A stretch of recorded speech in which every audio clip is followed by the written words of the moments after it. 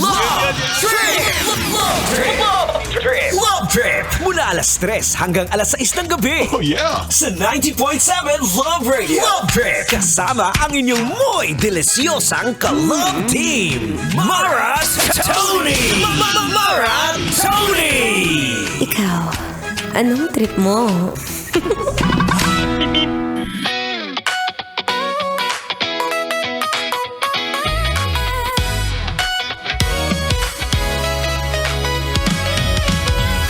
Alam kong nabitin kayo sa pagdadaldala namin ni Yael Yuzon. Kahit ako nabitin din. Yael Yuzon, you're a star.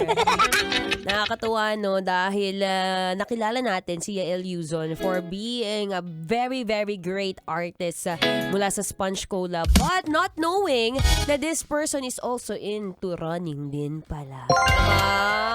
Sa mga hindi nakarinig dyan! Sabi ko kasi sa'yo, pag ganitong mga oras, 3 to 6 p.m., dito ka lang tatambay, Bill. Kasi hindi mo alam kung kailan ulit tayo magkakaroon ng ganitong klaseng episode which we call Sweat at Talk, no?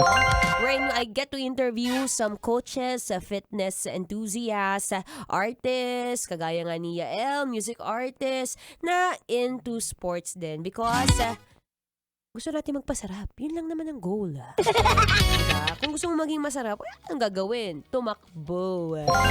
Alam mo, nakakatuwa dahil sabi nga ni Yael, sabi ko, ano yung nag-inspire sa kanya?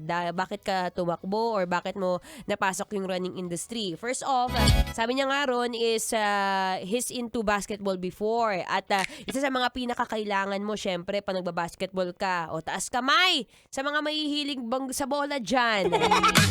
Isa sa mga pinakakailangan dyan is syempre malakas ang endurance mo, no? Para mabilis mong mahabol yung kalaban, di ba? And syempre, one of the things that would train you is syempre running. At bukod doon, isa sa mga nakuha at napulot ko kanina is kapag raw tumatakbo siya, iba ang mental clarity na naibibigay sa kanya.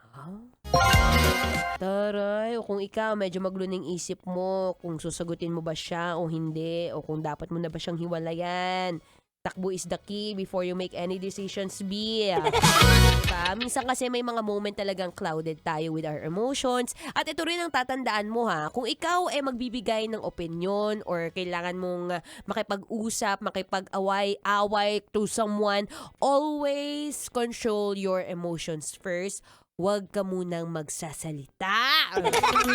Minsan kasi nadadala lang tayo ng init ng ulo, init ng katawan, init na ng lahat. Kaya yung mga nasasabi mo, puro init na lang. Diba? And one way of how you clarify or one way of how you remove all those emotions or angry emotions is of course, sabi nga ni Yael, running for mental clarity. Kaya naman no? Kayang-kaya naman isingit yan given na Sponge Cola yan. So madalas ang kanilang gig gabi. Tapos kung tatakbo ka umaga o sadyang disiplina lang talaga. Hindi pwedeng tatamad-tamad. At isa rin sa mga napulot ko, no, which I totally agree, no, sa mga manginginom dyan. Sabing tabi po. Pero pag natamaan, salpok. Wala raw pong bisyo ang isang Yael Yuzon. Before he already quit alcohol dahil ang laking factor daw na ang isang bote ng wine 1,700 calories. Pagkatapos nan, yung 1,700 calories na yun, pwede mo na sana kainin ng breakfast, lunch, dinner. Ang laking pagbabago nga naman sa katawan yan. Kaya sabi ko nga kay Yael, absurbil naman dyan! Next time.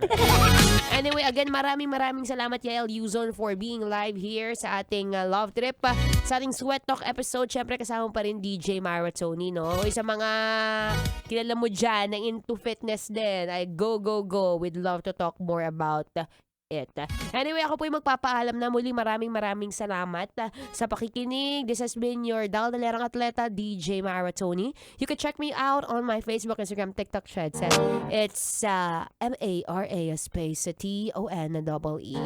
Susunod na po ang ating Spicy Opa. Walang iba kundi si DJ Kim Chino. Dito pa rin sa 90.7 Love Radio.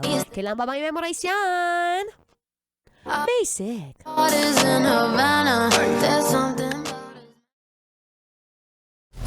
Metro's #1 Love Radio.